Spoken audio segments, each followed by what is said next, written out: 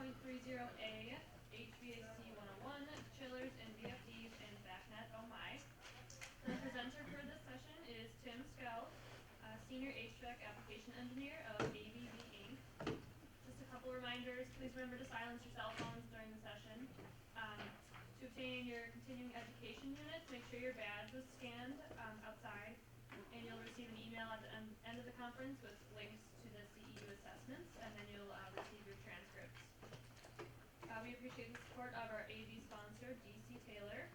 If you weren't today's lucky $1,000 winner, make sure you completed your ballot entry that can be found in your tote bag, and drop it in the Polaris Gem drop box tomorrow for another chance to win. The drawing will be at 1:45 p.m. again tomorrow. And then session starts at 8 a.m. tomorrow, so be here bright and early, and we look forward to seeing you. Thanks everybody for staying right to the end here. Before I start the presentation, I'm going to give you a little background on how I came up with this topic. About 2 years ago, we did a pretty big gutting of the building I work at, and we'll go over those details. But shortly afterwards, we got a new facility director who came on board, and he hadn't really worked with the building before that had a full-blown central plant. So I was going through and kind of teaching him how the system worked, and then a kind of little light bulb went off. I said, you know what? This would be a really nice presentation to put together and do a show like this. And then I wanted to make it so it wasn't just the very basic 101, because some of you guys know exactly how an air handler works, so I don't want anybody's eyes glazing over as I'm talking. So I've put some little nuggets in there of things that we're doing maybe a little bit more unique, or maybe not every single job is doing, to try to keep it a little bit more exciting for you seasoned veterans. So with that said, I'm going to dive in. I don't do things real formal. If you guys have a question, start waving. Hopefully I see you. If I don't see you, throw something at me or speak up and stop me, and we can go through it. So as far as the objectives, you probably saw coming in here, basically we're going to go through some of the major equipment in a facility. We're going to talk about BACnet and how it allowed us to bring everything together. We're going to talk about VFDs. My background, for you guys, I've been doing VFDs since 2003. My background is electrical engineering, but I live in a mechanical world, so it's kind of a fun and exciting thing for me. So we'll talk about VFDs, and then we'll talk a little bit about some coordination things that happened and some commissioning things throughout our process. And also, in my opinion, show some of the importance of doing something like a LEED certification and advanced commissioning. So building I'm at, I'm based out of Wisconsin, New Berlin. It's just outside Milwaukee. Every geographic area, you've got your own unique little challenges as when it comes to weather and keeping good creature comfort and making everybody happy. To give you an example of what we're dealing with in Wisconsin right now is I took a couple days off last week, went out deer hunting. My alarm went off at 4 o'clock in the morning, got up, drove out there. My truck said it was 36 degrees as I was driving out to my stand. Walk out there, I'm not in the best shape, so I was all a little sweated by the time I got up my stand, climbed up my tree. Well, half hour later, I'm shivering as the sun's finally starting to come up because it's still pretty darn cold. And then 2 hours later, I was positioning myself different in my tree stand because the sun was shining on my rubber boots and my feet were getting pretty darn hot. So that's your typical Wisconsin fall morning, is you start out cold, and a little later I'm trying to get out of the sun. So obviously, people in a building don't really care about that. They want to be comfortable from when they walk in to when they leave. So those are those challenges that we all face. Each geographic location, based on the time of year, you've got your own unique challenges. So the building I'm at, it's about 150,000 square feet or so, and about a third of it or so is the office space, and 2/3 is manufacturing. So when you're talking about designing an HVAC system, this has some unique challenges, because not only am I making people happy in an office, I also have to make a manufacturing space happy, which has a little bit different requirements. They care very, very much about things like humidity, which we'll talk about. And that office space, we're doing electronic assembly. So the goals of this renovation are pretty similar to what you're going to have in most of your renovations. Obviously, I want a more reliable system. There was an old unit in the server room that was 20 plus years old, and every time something went down in there, the guys were running around with chickens with their head cut off trying to get the replacement parts that all had long lead times on it. Couldn't get the right refrigerant for it anymore. That was expensive. So doing things to make it more reliable was definitely a high priority. You want to reduce the operating costs, so that's both the electricity, but also things like your maintenance and your parts, things of that nature. We wanted to lower our energy consumption, but let's face it, at the end of the day, you want to lower your energy bill. Wanted to have a greener building, so a lot of big corporations, the mandates are coming down. Hey, we want to be green. That's the buzzword that's been going on for years now. And LEED, with this particular one, is in submission for LEED Silver. So those of you familiar with LEED, there's different levels. You have to earn credits and points and go through certain things to prove that your building is so efficient, so sustainable. So this one happens to be a LEED Silver. We'll talk about some of the things throughout the presentation that impacted LEED. Wanted a more intelligent building, and we'll go through some examples there. And something you may not run into very often is needed the HVAC system to be flexible and do some things for research and development, which we'll do an example on that. So quick overview of what the building looks like. This area in the center is all manufacturing floor, and this here is the office space. There's various designs and graphics out there. This one happens to be, every one of these right here is a Vav Zone. This is where the smartest people in the building sit right here, also the heaviest drinkers. Happens to be where I sit. So I'm going to start out on the air side, and I'm going to go through an air handler. And again, some of this, for some of you will be new. Other of you are going to know this inside and out, so I'll talk about some of the unique things that we did. Don't worry about trying to look at the very specific numbers up there. I'm not making this an eye chart, just so I can go through the process. So right up here is where my outside air is coming in. We've got sensors there to see how much CFM I'm bringing in. And then there's a pair of dampers here, and this is mixing the air. So I've got some return air down here coming from my space.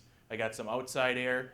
Now, in Wisconsin, a little bit different weather than what we've got here. I can use a lot of what I call free cooling, where I get a lot of 40, 50, 55, 60 degree days where I don't necessarily have to run my chiller too hard. I can just suck in that 60 degree air, blow a whole bunch of it into my building, and now I'm getting a lot of free cooling. Can't do it quite as much down here. But all the air handlers for the building offer outside air economizing, so using that free cooling. So you got that mixed air coming through, goes through an initial pre-filter. This is basically your low cost, almost like your furnace filter, the first stage of filtering. You notice you got a sensor across there, so you can see the pressure drop across there.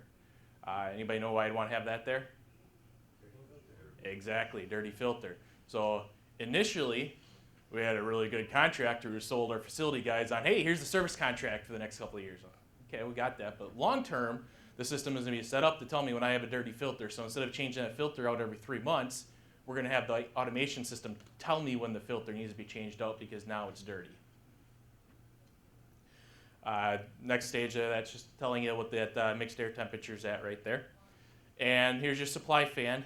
This is being run off of a VFD. So I'm a VFD guy, so this is where my heart's at. So right underneath here, it's hard to read that from back there, but basically the first one, it says command on, status on, command speed 31 hertz, drive feedback 31 hertz, drive kilowatts 2.2 kilowatts, drive faulted off.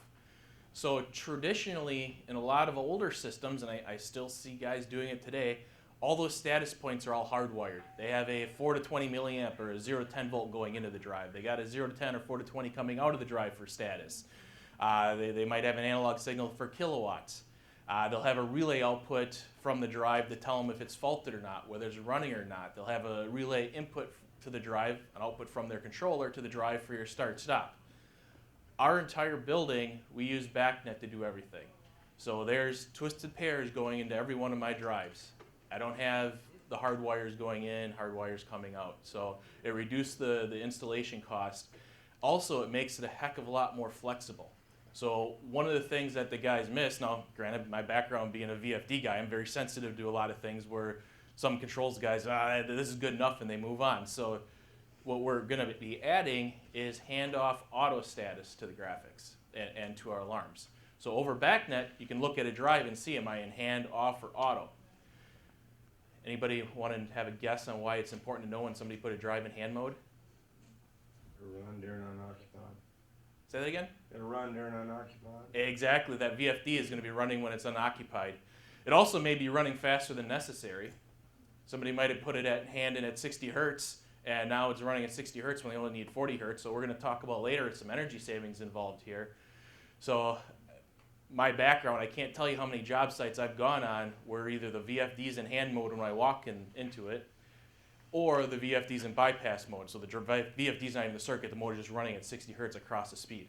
All those energy savings things of putting a drive on something in the first place, doesn't matter whose drive it is, anybody's drive, you're gonna get energy savings by slowing down a motor.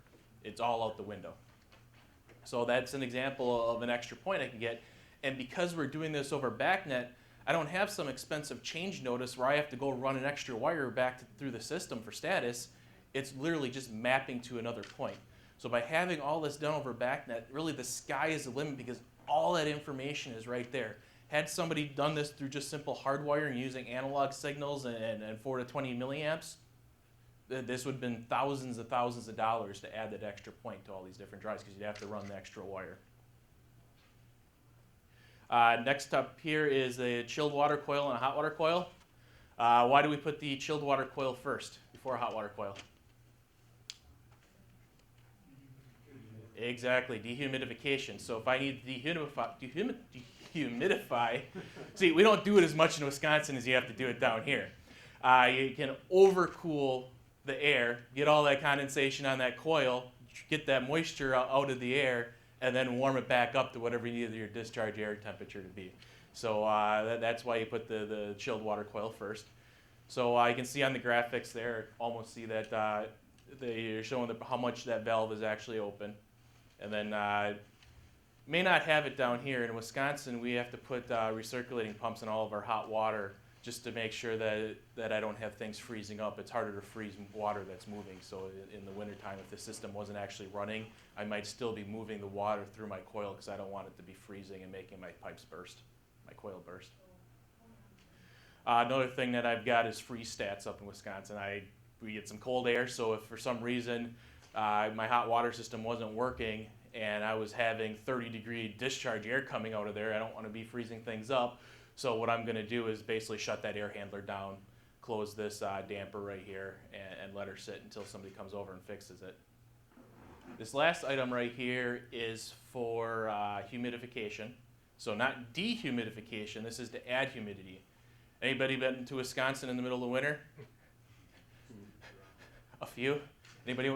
Tell you what, if you come up this winter, I'll take you ice fishing. How's that sound? So if you remember what we said we do in this building for manufacturing, electronics assembly. You can probably guess, if we have carpeting like this somewhere, that you're walking around touching with carpeting, you grab some circuits, you get electrostatic discharges.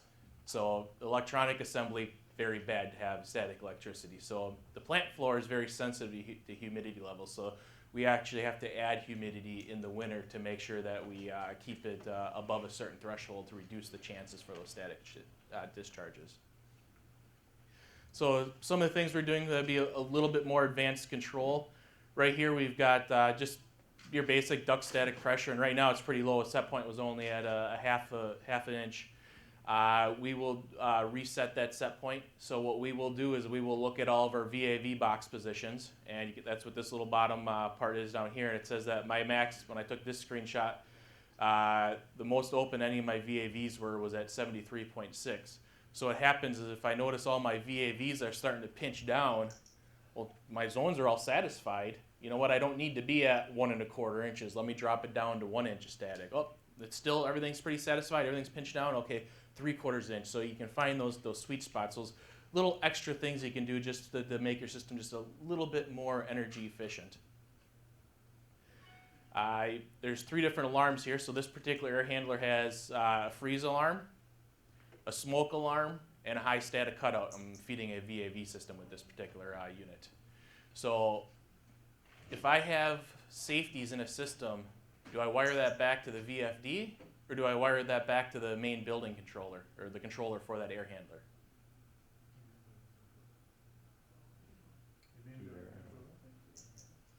Remember, I'm a VFD guy. I want it back to the VFD, so I'll tell you why. So we gave the example of somebody coming up to a unit and putting it in hand mode, right? Well, if you put that safety, that high static cutout back into the automation system, and now you come up to the drive and you hit hand, instead of it being running in auto, which is its normal state, now you just bypassed all your safeties. So if I put it in hand, ramp it up to 60 hertz, and all my VAVs were all pinch down or shut, now that duct that used to be square may not stay square much longer. So that's why you want to bring your safety back to the drive. The other nice thing is, if I have 3 safeties, should I wire them into 3 separate inputs, or should I just put them all in series with each other and do a single input? My answer is put them into 3 separate inputs. I can't tell you how many times safeties get wired in series. So then, yeah, it shuts the system down, but what safety just opened up? You don't really know which one. So if you're responsible for multiple buildings, or if you've got a drive that's hard to, or an air handler that's hard to get to, or it's up on a roof, you're gonna have to send a guy out to look at it. Or maybe you're checking your system at 2 o'clock in the morning because you just got a text saying that a unit tripped out and you're responsible for a hospital, and you're in your pajamas and your sleep pants and you're in your kitchen table and you're bringing up your automation system and your laptop. Wouldn't you want to know exactly what it tripped out on, so that way you kind of have an idea before you even get there what your next troubleshooting step is? So by having the 3 safeties go into 3 separate inputs on the drive, over BACnet we monitor each of those inputs. So yeah, any of those will trip the drive and tell the drive to stop running. Yeah, something happened, high static, just tripped, stop running my supply fan. But it's nice to be able to know ahead of time exactly which one tripped. If I had ran them all in series, I wouldn't know which one had tripped. So now when I have a unit that trips out and I let my facilities guys know that, hey, there's something going on up on the roof, I tell them exactly which one it tripped on and go tell them exactly what reset button to hit before it even gets up there. So those are those little things you can do, but you have to do it on the front end back when it's first being designed. Once wire gets pulled, then all of a sudden change notices come involved. Oh, you want to do that? Sure, I can do that, but yeah, we're going to charge you for it because I got to pull more wire. You should have pulled it in the first place to be able to have that flexibility. So everybody now on, whenever you're talking to a guy pulling wire, you're going to make sure he pulls wire for each safety individually, right? One extra. And one, let's make it 2 extra, why not? You can never have enough extra. And then the nice part about having all this extra I/O coming back to the VFD, the source that's running this fan, is now you're not using up the I/O on the building controller. We're using up the inputs on the drives. That way the building controller can still have all those inputs and outputs available to do other things, or the air handler controller, I should say. Looking at the return air, something we did a little bit different on this one is we do demand control ventilation. So I'm looking at my CO2. So as long as my CO2 levels are okay, if it turns out that it's really warm outside, if it's 90 degrees outside, and I'm in cooling mode obviously, it's a lot of work to take that 90 degree air and cool it down to 55 degree discharge air. So if I don't have to bring in as much outside air, and I'm looking at the CO2 levels in my area and everything is okay, let me bring less outside air in. And now by bringing in less outside air, now I can be sitting there, and this return air that might be 75-ish degrees, I'm bringing that back down to 55, opposed to trying to take that 90, 95 degree air down to 55. So now my chiller doesn't have to be running as hard because I'm not taking all that heat and putting into this chilled water coil anymore. This guy right here, there's different configurations. Sometimes this fan might be over on this side, then it'd be a return fan trying to help the air come back to the air handler. This configuration, it's an exhaust fan, so if my building pressure gets too high, obviously I don't want my front doors propped open because I got too much building pressure. That's what this fan will kick in and exhaust some air out. I will tell you, I still struggle a little bit with building pressure for my building. It's a little tough when all of a sudden, at any given moment, I can have a big old garage door open up and a semi start backing up into it to take product. So I've got some unique challenges because, again, I got office in one area, but I have manufacturing in another area. And if I lose pressure in one or the other in the space, all of a sudden you open up a door and you get a wind tunnel going in between the two of them. So that it's a constant challenge to tweak things, but what really helps us is because everything is talking BACnet here, I can change things very, very easily. I've got a lot of flexibility. I've got a lot of information right at my fingertips. I can trend the building pressure for all my different areas on a single screen. I mentioned LEED earlier. LEED has in the measurement and verification section, it says, you know what? If you go ahead and put sub-metering all over your building, you can get a point for that. Or is it a credit? I always get the point credit flipped around. I think it's a point. You can get a point for that if you then take that information and actually pay attention to it and try to learn what your building is doing. So you got a couple different ways of doing it. You can get a whole bunch of $800 meters and stick them in front of all your air handlers and all your pumps and all your equipment. Or if you don't feel like spending $800 a pop, you can simply go to this parameter in the drive, and darn near all the drives have that particular point available. It doesn't matter the brand. You can look at the kilowatt consumption of that drive.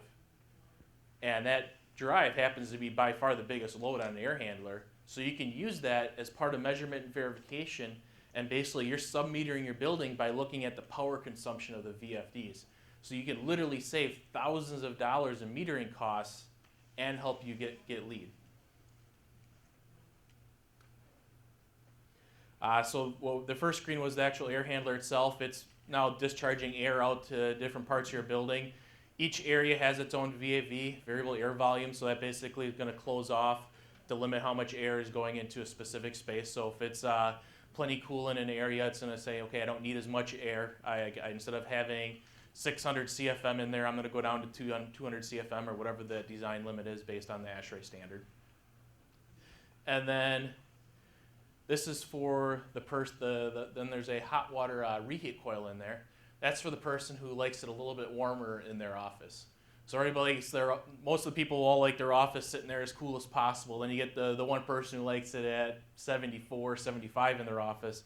This allows you to warm up that one space. So you actually will bring hot water through there, and that'll allow that area to be a little bit warmer. So that's not overly sexy. That's a fairly standard design. How we come up with that hot water later is pretty neat, a neat little trick, and I'll show you that. So this PowerPoint will be available for you guys to download.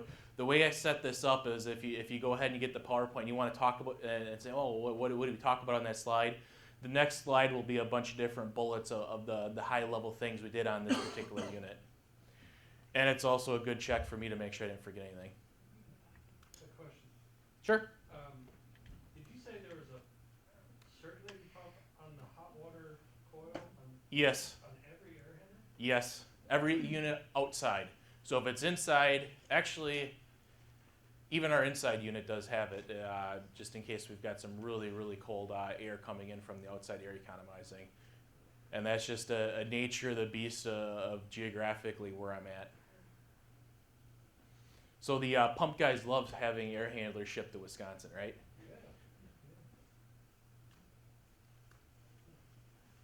And we don't have one on the cooling specifically just because that's got a glycol mix in it, so freezing isn't an issue there. Hot water side is just straight out good old-fashioned domestic water. Here's another air handler. So this one happens to go out to a manufacturing area. This one's the shipping area. So a couple things different here is, again, in Wisconsin, so somebody's backing up that truck in the middle of February when it's minus 10 degrees outside and we have to open up the garage doors. My shipping and receiving guys get a little upset when they feel those cold gusts coming in. So we have infrared heaters in there to try to help out. There's just no way to expect that warm air coming out of the air handler is really going to be able to hold that space. So infrared heaters actually start warming the cement up a little bit.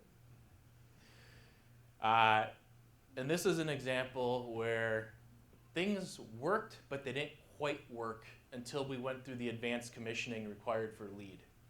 So controls guy comes in, does his thing, people are happy, it seems to be working, but nobody really sat down and looked at the trends. It was more of a comfort thing.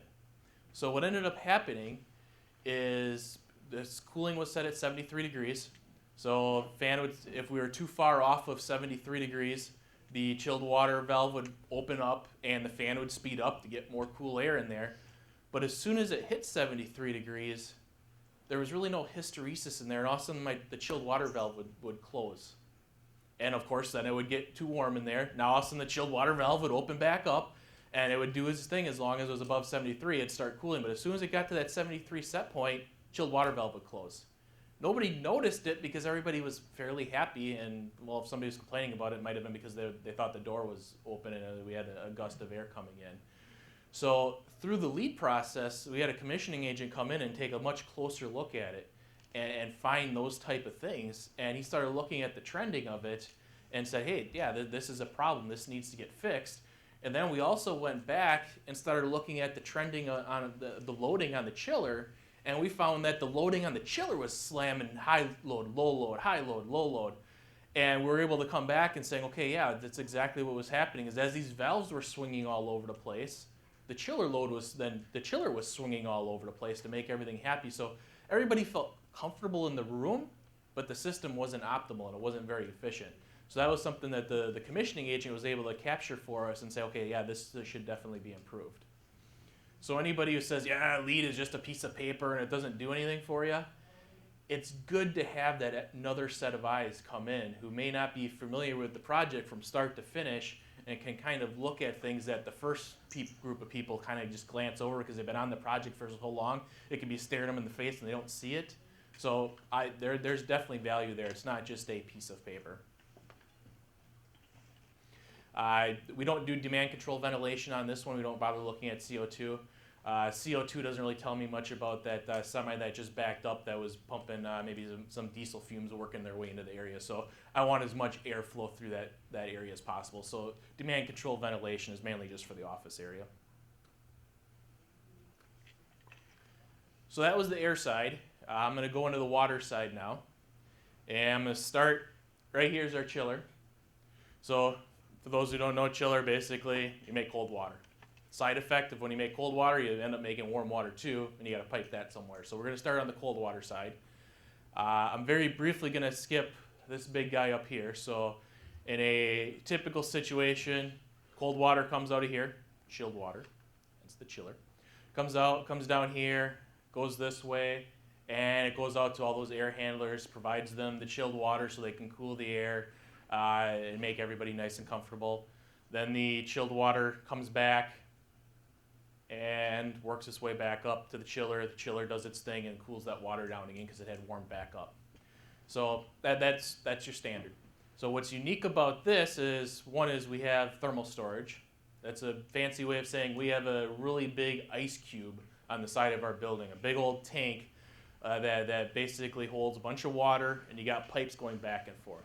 So what we actually do at night is we'll run our water glycol mix, it's like 70% glycol, down to about 23 degrees, turn that big tank into an ice cube. And the reason we do that is energy is cheap. After, I think it's 8 p.m., my energy rate goes down quite a bit. So plant shuts down around 11:30, so from 11 to about 4 o'clock in the morning, I make ice. It usually doesn't take quite that long, but I turn that into a big old block of ice.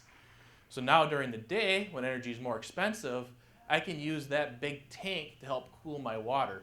So this is something we're still playing with because you don't want to run out of ice too quickly, because if you run out of ice at 3 o'clock in the afternoon and all of a sudden you got to ramp your chiller up to 90%, now you're getting those peak demand hits and you're not saving energy.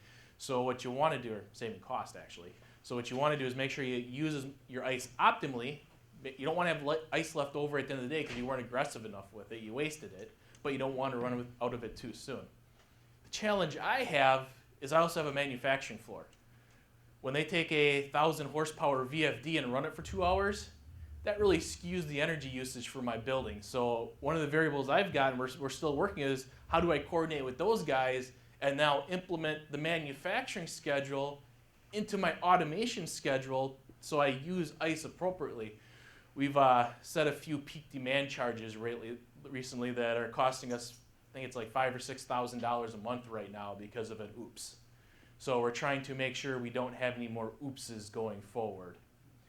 But there's different ways of doing it. What we're doing right now is we'll cool the water down initially with the chiller, but not quite to the set point, and then we'll use the ice to get down to the set point we want. So that's what this guy up here is. That's our thermal storage. At nighttime, it looks like it's labeled a mixing valve here, but really this is a one or the other. So at night, when we're making ice, there's no need to pump all that water out into out to all the air handlers because they're not being used. So when we're in ice mode, it's a much smaller loop. It comes around like this, and it completely bypasses this whole area down here. From a controls aspect, you notice there's 2 pumps right here. This is what they call an N+1 system. So I have a completely redundant backup. So I've got a backup VFD and a backup pump. So for 100 hours, I'm going to run on this guy. And the next 100 hours, I'm gonna run on this guy, and then every 100 hours, I alternate. So that gives us equal wear and tear. If I had something go down, I don't bring my building down. I've still got that redundancy. And then earlier when we were talking about the goals of the renovation, one of them was flexibility for research and development. So it allows some engineering types to say, yeah, I've got some new firmware I want to throw into a product. Well, maybe they do a good job and it's the greatest thing since sliced bread. Or maybe it makes the product blow up. You never really know until they put it in and actually see it. So if they did something they weren't supposed to and blew up the electronics on, say, this guy, I still got the backup to run the system and keep the building happy. So there's some additional reasons why we went N+1. Are you using pressure differential to control the speed of those pumps? Exactly. So this guy right down here, it's about 2/3 of the way through the system is my pressure DP there. And the VFD speed will modulate based on that, so it's trying to maintain 8 psi. And then you also have to always maintain a certain amount of flow through your chiller. So we got a sensor across the chiller to see the drop there, and we have a bypass valve. So if we're not moving enough water through the system to make the chiller happy, we'll then open this bypass valve up a little bit right here to get some extra water there. Extra flow there would be the better term. How does it work though, because those two devices are downstream from your bypass off your storage tank? Or do you ramp all the way up to 100% when you're on storage? When we're on storage, it's 100%. It's make as much as we can, as fast as we can. And then there's a sensor on the storage tank that says when it's full ice, and then it just shuts the system down once it gets to full ice. One thing I learned about storage tanks, and this is a very vendor-neutral conversation, so I'm not going to say brands or anything like this, but at School of Hard Knocks, what we learned is there is a sensor on that storage tank, a 4 to 20 milliamp sensor. So I thought, well, 4 milliamps must be no ice and 20 milliamps must be full ice, or something similar to that. No, it was 14.6 milliamps was no ice, and 16.8 milliamps was full ice. There was no span there whatsoever. You get one little bubble in that sensor, and it was giving us bad data. So we use the analog sensor for trending, just so we kind of can see how much ice we have in there and when we're getting low. But the actual control is the actual. It's essentially almost like a limit switch. It's full ice or no ice type of thing.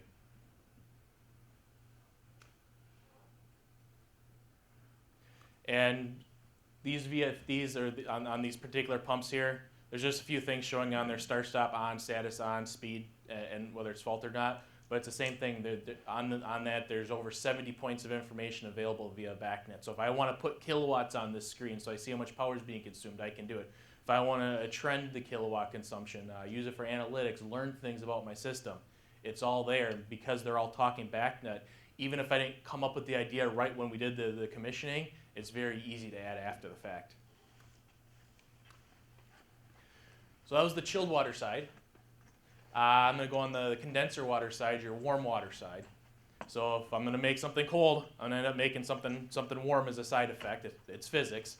So I need to get rid of that warm water and cool it down a little bit to help with the process. So one of the things we're doing a little bit different here is this is a heat recovery system. So instead of having my chiller, it's a water-cooled chiller. So instead of having that chiller, you immediately just take that condenser water and go straight out to the cooling tower. We're taking that and splicing that into our hot water system. Now, it's not the hot water in my bathroom for washing my hands. It's the hot water for all those VAV reheats that were in there. So the one person who likes their office a little bit warmer, in the summer, I don't need to bother running my natural gas boilers. I can just take that condenser water and pipe that into my hot water system and use that to warm up those specific spaces. So now I save on all my natural gas bills because, hey, I got warm water in the first place. Why not take advantage of it? So again, it's an N+1 system right there.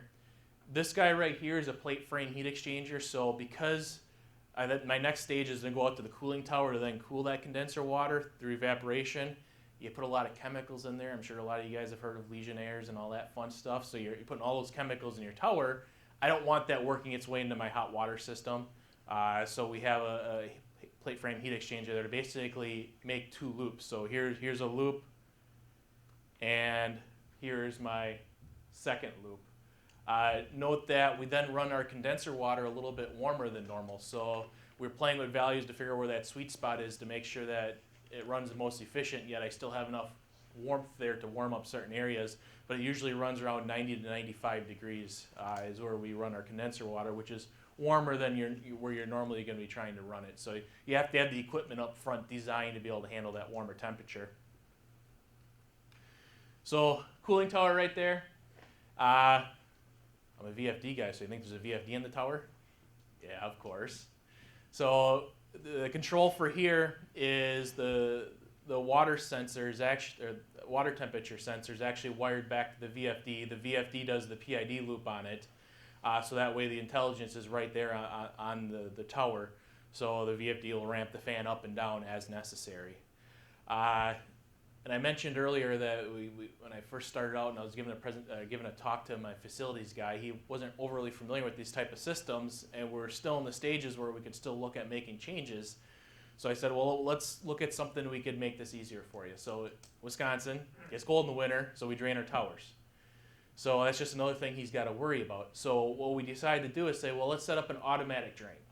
So if it's been cold for below a certain temperature for so many days, let's just drain the tower. We got a trench set up, we got a nice pond there, we checked all the chemicals that are in the tower are okay to go into that pond. So we set that up, so we went to our controls guy and said, hey, this is what we want to do. And they said, sure, here's your change notice. And there was a new controller on there and all this program, like, whoa, that's a little excessive. I don't think I can get that approved. So I thought for a little bit and said, okay, well, I've already got a VFD out there, so I've got some spare relay outputs out there. You're already talking to that VFD over BACnet. You've got a controller with all kinds of intelligence in it. You know what?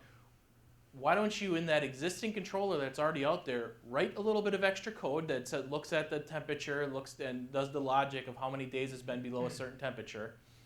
And then over BACnet, that controller can talk to the drive and tell the drive, hey, fire these relays. Not a problem, we can do that. And then you wire those relays up to the actuators that are controlling the valves on whether whether the valve is open or closed. So we got that change notice changed from up here for dollar-wise to a much more manageable number that I was able to get approved. And it was all because I just stole the I/O, the relay outputs that were available on the drive. Now these relay outputs have nothing to do with the VFD, but they're there, why not use them? So it saved us some coin and got us to be able to add that extra feature to it. Now I'm trying to figure out how we make sure we do this and don't turn it into like an ice skating rink if it dumps and also now we got a really cold day and now it's a little icy. So that's the next challenge. And then from a coordination aspect, so this is a funny one. So I mentioned that we got the PID being set in the drive. So we tell the drive, hey, maintain 95 degrees. We give it a set point over BACnet. So we did that logic. But then in the automation controller's logic, it had something set up where a different set point, because they weren't used to doing it that way, of saying, hey, if it got above a certain temperature, shut the system down. There must be something wrong with it. So all of a sudden, the cooling tower outside would randomly start, stop, because there was a coordination issue between the logic that was in the drive and some old logic that was still in the automation system. So there's always little challenges that you can run into. Nobody catches at first because the water temperature was good enough. It was slamming start, stop all the time. Some people would came in the back way and see the tower. Hey Tim, how come I see the tower constantly ramping up, ramping down? Oh crap, what'd they do now? And typically chiller manufacturers want to control that tower and do everything to that tower. As long as they can just give you a temperature set point and say, maintain this temperature, they're okay with somebody else doing the logic, but that's right, they want to know what that temperature is exactly. If it's above or below a certain level, they're not going to be as efficient, they're not going to be as happy. Hot water system, so again, this isn't for washing your hands, this is just for warming up the space. Nothing too fancy here, a couple boilers. They operate in cascade mode, so they're talking Modbus between each other, just another protocol similar to the BACnet. Not as cool as BACnet, of course. So they decide, hey, is it more efficient to run 2 boilers at once or one a little bit stronger? Then there's the hot water pump again. It's a redundant system, so only one is going to be running. Every 100 hours, it's going to swap.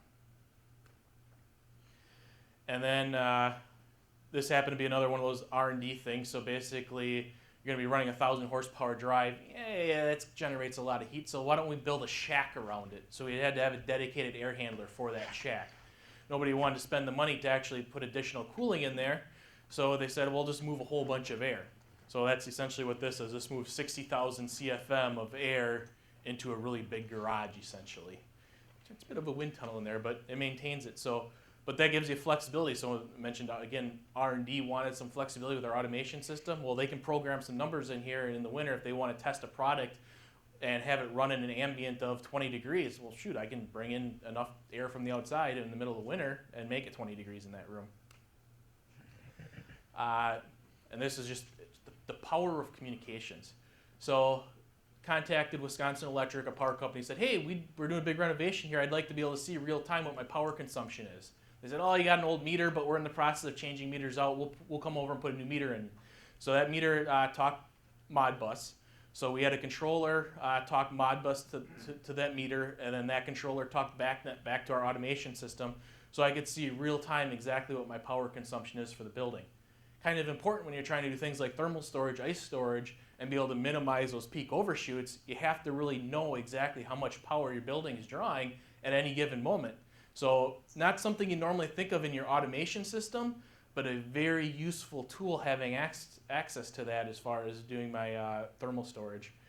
The one on the left happens to be power, the one on the right happens to be power factor. We also found out when a certain test was being run on the production floor that our power factor pretty much stunk. And of course, if your power factor is below a certain threshold, you start paying penalties. So we're able to determine, oh, at 2 o'clock every day, this is happening. Okay, what's happening at 2 o'clock? And we're able to work with the production folks to put some additional equipment in there to improve power factor. So again, not your HVAC aspect, but we used our automation system to get that information, learn about it, and make our system save us money at the end of the day because we're no longer going to be paying those penalties. So a few pictures of what it looks like. So not your normal mechanical room, right? It's behind glass, it's actually clean. So I talked about why we want to have HOA handoff auto status brought out to the controllers. So people will come in and on tours, Focus on Energy, the big rebate thing. Wisconsin uses us as a case study, and they'll bring customers in or people who want to do renovations like ours to take a look at it. And you know how some guys are, they want to push buttons, right? So something that I want to have our automation system alarm me and say, hey Tim, somebody just put this drive in hand mode so I can go in there and fix it. So just another angle of the mechanical room. That's one air handler. There's 6 others up on the roof. Line up a drive, so you've got your condenser water pump 1, condenser water pump 2 VFDs. The ice storage is on your left, tower on your right. So a recap of all the equipment in there. You got your chillers. It makes chilled water. You use that to cool your air. Side effect is it makes warm water, condenser water. Then you have that go out to your cooling tower to cool it down. When you need that warm water for heating, that's where your boiler kicks in. And your air handlers that we talked about as far as have all those hot water and chilled water coils in it. They got the supply fan. They're going to be moving the air through the system. So that's my spiel on the first portion in terms of the HVAC. The next part I'm going to go into is just a little bit on VFDs and a little bit on BACnet. But before I do that, did you guys have any questions on the first part? Everybody's an expert on it. Yes? Would it be an advantage to you to make more ice at night? We try to, with the ice that we have right now, we 100% maximize it. So where it would have been an advantage. Chiller at about 25% during the day at the high peak. And that's usually what we're doing. So is what the automation system will do is it'll send a limit to the chiller and say, I'm not allowing you to go above 33%. The chiller will do what it wants to do, be between 0 and 33%, right. But the automation will override the max level. So one's holding you then, one ice bank? Correct. Now, would I like to have a larger ice bank? Yes, for those days right in the middle of July, whether it's worth freezing all that extra ice and investing in the added cost for a couple week time frame that we have in Wisconsin. We have a bigger time frame now. Yeah, down here, bigger time frame, more ice the better. So to kind of give you an order of magnitude, our chiller's a 400-ton chiller, and the ice is 691 tons of ice. So going on to the VFDs, VFDs, variable frequency drives, freak drives, inverters, adjustable speed drives, all kinds of names for the same thing. Basically, it's electronics to control the voltage and frequency going out to the motor so I can control the speed. Basically, it takes AC in, turns into DC, and then turns that back into AC. That DC to AC, that last stage, is called an inverter. So that's why some guys will call drives, they'll say, hey, you got an inverter on the wall because of that functionality. You go to Walmart and you pick up one of those little 200 watt inverters for your car where you stick one end into your cigarette lighter and the other side gives you 120 volt AC. That's an inverter. AC in, turns to DC, and then an AC-like waveform comes out. It's called pulse width modulated. If you care about the guts, just come stop by by the booth tomorrow. I'll tell you all about it. If I get too much into the guts, that's when the eyes start to glaze over a little bit. Not quite too exciting. So why are VFDs used? It's control flow. We obviously know if the systems are over-designed, really. If let's say the peak temperature it might get here is 103 degrees, just picking a number. You're not going to design your system to handle 103, but you might design it to handle up to 101. So you kind of cover 98% of the situation. So that means roughly 95% of the time your HVAC system is probably oversized to some degree. So my pumps don't have to run as fast, my fans don't have to run as fast. That's where drives come into place. They slow things down. There's a heck of a lot of energy savings. I'll show you a graph in a little bit. Other advantage of putting drives on products is when you start things up, anybody ever hear something start across the line where it's a belt-driven fan, you hear that squealing sound? Obviously, it's not good for that system. There's more mechanical stress there. You put a drive on that, it ramps it up. So less wear and tear. Also, drives give you better motor protection. Again, this isn't one specific brand of drives. This is drives in general. So I'm not doing a sales pitch. So when there's that checkbox on your form saying, was this guy trying to sell you something? I'm selling the concept, not a specific brand. So energy savings. This blue line here, so this is based on the affinity laws. This isn't anything specific for drives. This is affinity laws, how pumps and fans work. That blue line is flow. So at 60 hertz, which is your bottom graph, you're at 100% flow. Makes sense. If I'm at 30 hertz, so half speed, I'm at 50% flow, so it makes sense. It's linear throughout there. Power consumption is not linear. It's a cube ratio. So if I go that at 100% speed, yeah, I'm at 100% power, but power is that black line. If I come down to half speed, so 50%, so 0.5, 0.5 to the third power is 12.5%. So at half speed, it needs 12.5% power. It's not quite that perfect when you're doing the formal energy calculations because motors aren't quite as efficient at half speed as they are at full speed. So there's other variables in there. But if you're looking for just an order of magnitude number, doesn't that almost blow your mind a little bit? That if I slow my fan or my pump down from 60 hertz, full speed, down to 30 hertz, half speed, I'm drawing 12.5% power approximately, ignoring the inefficiencies. When I first learned about this stuff, it kind of blew my mind. I'm like, nah, that can't be right. And then I actually had to stand in front of a drive, look at on a lot of drives, you can see the amps that the motor's drawing, and actually ramp it in hand mode up from 60 hertz and ramp it down and watch the power consumption start going down really quickly just to see it with my own eyes to believe it. So a quick example, I got 12 hours a day, 7 days a week, and we just use 12 cents per kilowatt hour here. Using a typical bell curve for ASHRAE standards of as far as what speed is typically operating in, by putting, if you had just a drive on there, on a 20 horsepower unit, you'd be using about $1,800 a year in electricity. Nobody really realizes how much electricity gets spent on motors, do they? But this 20 horsepower drive package would be using about $1,800 in electricity. If you had an inlet vane type system, you'd be looking at almost $4,500. So when you start doing cost back analysis for VFDs, they pay for it themselves in about a year and a half, 2 years, depending on the application. Where are VFDs used? If there's a motor spinning and it's a three-phase motor, very good chance you can put a VFD on there. And last thing I want to talk about briefly is BACnet, because I kept throwing it out there throughout hey, we were using BACnet for this, using BACnet for that.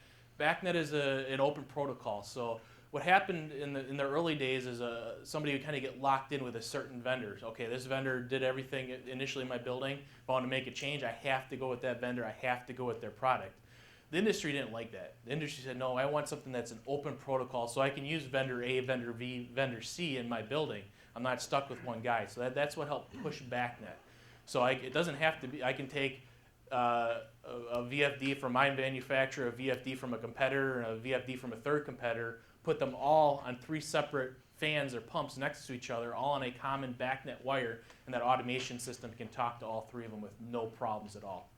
So that way, if you like one specific brand or another, and the first one failed, you can stick whatever brand you want in place of it. You just have to do a little bit of coding and look at the right points. There's something called BTL.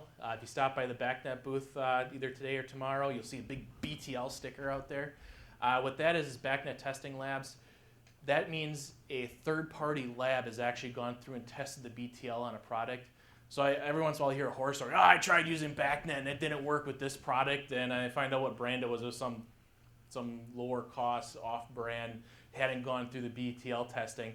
It probably didn't truly talk the real BACnet. They talked some version of BACnet. So it had never been truly tested.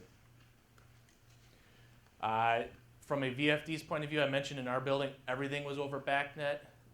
What I see in the industry in general, there's still a little bit of hesitation to put it all over communications. So I see guys will do their start-stop and their speed control, their critical stuff over hardwire, and then they'll use BACnet for all their monitoring, their analytics, and then their alarm status to figure out exactly what's alarming. So that's still what I see, but in general, people are starting to get more confident in it and are starting to have more and more done over the communications. Going back to what the goals of the renovation was, you could actually look at it from having BACnet and an intelligent system allowed us to have a more reliable system that reduced costs, lowered energy consumptions, helped us get lead, and gave us that flexibility for R&D. It all come down to having a smart, intelligent system. So with that said, any questions? And no, I don't know where the closest bar is. What was the ROI on this funnel system? I don't have an exact answer for you because at the same time we did the renovation, they added a bunch of new manufacturing out on the plant floor. So all of a sudden, it wasn't apples for apples anymore.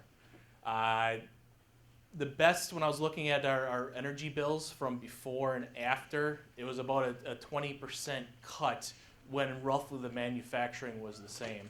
We added a bunch more, and now the energy bill today is similar to what it was in the past. I'd love to know that because that's the one everybody asks, everybody wants to know. And things like the thermal storage in Wisconsin, that's not going to pay back nearly as fast as it would down here in Florida because I can't use it in the winter. When they did the renovation, did they change the lighting at all? Yes, the lighting was all done. I wasn't involved in it. It was not LED lighting, though. I know that. So it was fluorescent and stayed fluorescent, that kind of. Correct. It was a better quality, I guess. I'm not a lighting guy, so I don't know the right terms to use. But the lighting was changed, but they didn't improve upon it as much as they probably could have. We probably spent too much on the HVAC side, so I stole their budget. Yes. From the lighting in those conditions, you would benefit from the heat from the lighting, right?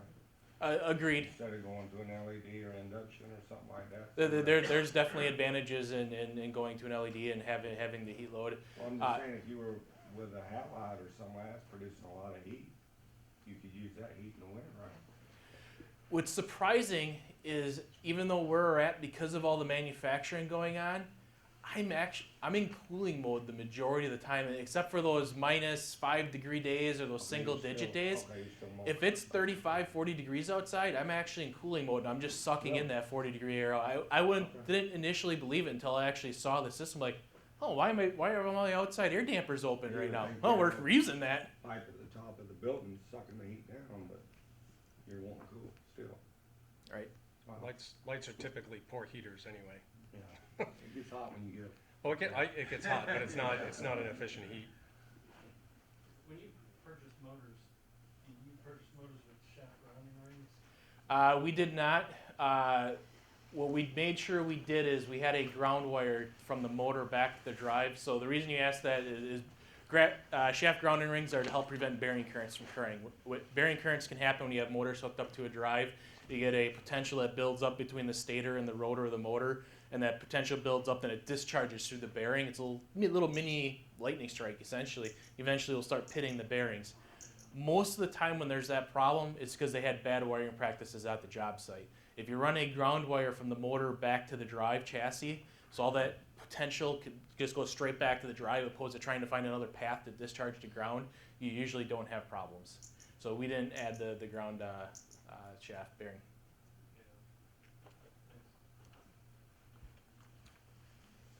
I am a lighting guy, and I'm just curious, when you design this, how tight of a, if they did go through and say renovate to LED, because it's a significant heat drop, will that throw your operating parameters off on this? Would you be oversized? Because I always tell my clients, hey, if you're gonna do HVAC, do the lighting first and then do a new heat, do a new heat survey. It would likely be oversized. You might be able to answer it more to me than I could in terms of how much watts difference of heat between the two. But our original system wasn't a full central plant like this. It was a bunch of standalone units.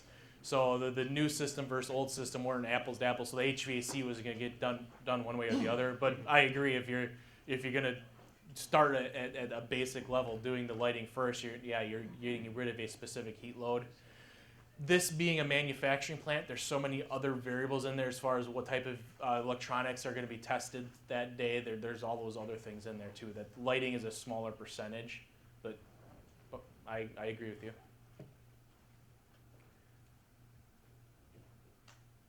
Anything else? I release you.